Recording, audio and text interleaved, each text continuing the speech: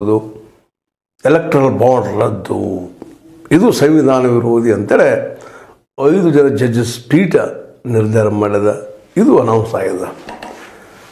ಇದಕ್ಕೆ ಸಂತೋಷ ಪಡುವಂಥದ್ದು ಏನಪ್ಪ ಅಂತಂದ್ರೆ, ಯಾಕಪ್ಪ ಅಂತಂದ್ರೆ ಆದಷ್ಟು ಇನ್ನು ಮೇಲಾದರೂ 2024 ಚುನಾವಣೆಯಲ್ಲೇ ದುಡ್ಡ ಯಾರಿಂದ ಬಂತು, ಎಲ್ಲಿ ಹೋಯ್ತು, ಎಲೆಕ್ಟ್ರಲ್ ಬಾಂಡ್ ಎಷ್ಟು ಹೋಯ್ತು ಅನ್ನೋ ಕೇಳೋ ಹಕ್ಕ ಜನಸಾಮಾನ್ಯರಿಗೆ ಇನ್ಫಾರ್ಮೇಷನ್ ಆ್ಯಕ್ಟದೊಳಗೆ ಬಂದಿದ್ದ ಖುಷಿ ಪಡುವ ವಿಷಯ ಅಲ್ಲೇನ್ರಿ.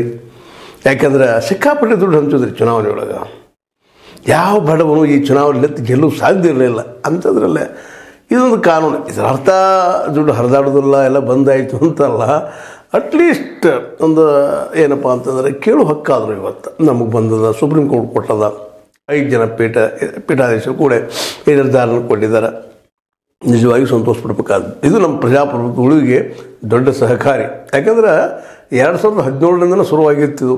ಕೇಂದ್ರ ಸರ್ಕಾರ ಹೇಗಾದರೂ ಮಾಡಿ, ಅದರಲ್ಲೂ ಮೋದಿಜಿಯವ್ರ ಸರ್ಕಾರ ಹೇಗಾದರೂ ಮಾಡಿ ಒಂದು ಲೀಗಲೈಸ್ ಮಾಡಬೇಕಪ್ಪ ಈ ಒಂದು ಏನಪ್ಪ ಬ್ಲ್ಯಾಕ್ ಮನಿಯನ್ನು ಅಂತೇಳಿ.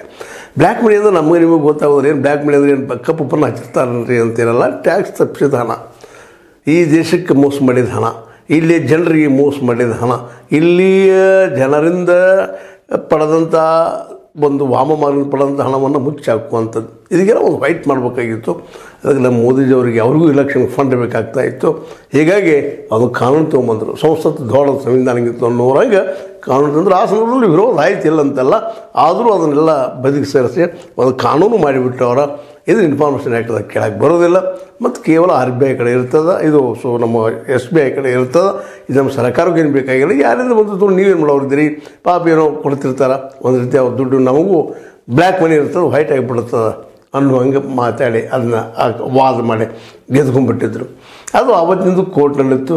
2018-19 ಇಲ್ಲಿವರೆಗೆ ಹೆಚ್ಚು ಕಡಿಮೆ ಒಂದು 15,000 ಕೋಟಿಗಳಕ್ಕಿಂತಲೂ ಹೆಚ್ಚಿಗೆ ಪಾರ್ಟಿ ಫಂಡ್ ರೂಪದಲ್ಲಿ ದುಡ್ಡು ಹೋಗ್ಯದ ಈ ಒಂದು ಕಾರ್ಪೊರೇಟ್ರಿಂದ, ಇನ್ನುಳಿದವರಿಂದ ಅಂತೇಳಿ. ಅದರಲ್ಲೂ ಕಾರ್ಪೊರೇಟ್ರಿಂದ ನಿಮಗೆ ಗೊತ್ತಾಗಿದೆ ಈಗಾಗಲೇ.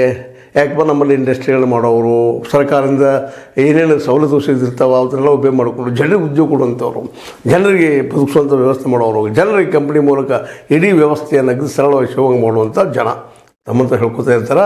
ಒಂದು ಕಡೆ ಅದಾನ್ಯವ್ರು ಮಾತಾಡ್ತಾರೆ, ನಾವು ದೇಶ ಸೇವೆಯನ್ನು ಮಾಡ್ತಾಯಿದ್ವಿ, ನಮ್ಮಿಂದ ದೇಶ ನಡೀತಾ ಇದೆ ಅನ್ನುವಂಗೆ ಮಾತಾಡ್ತಾ ಇದ್ದಾರೆ.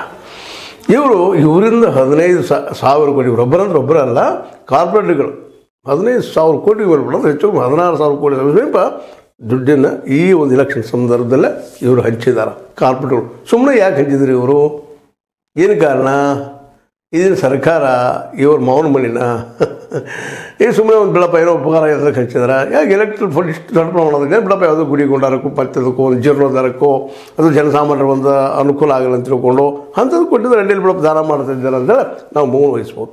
ಎಲೆಕ್ಷನ್ ಸಮಯದಲ್ಲೇ ಈ ಪಾರ್ಟಿಗೆ ಫಂಡ್ ಕೊಡೋದು. ಆ ಪಾರ್ಟಿ ಫಂಡಲ್ಲೇ 80% ಹೆಚ್ಚು ಕಡಿಮೆ 79, 78 ಅಥವಾ 80% BJPಗೆ ಹೋದ್ರೆ, ಇನ್ನುಳಿದ 20 ಕಾಂಗ್ರೆಸ್ಸಿಗೆ ಒಂದು 8, ಇನ್ನುಳಿದವ್ರಿಗೆ 12% ಹೋಗುವಂಥದ್ದು.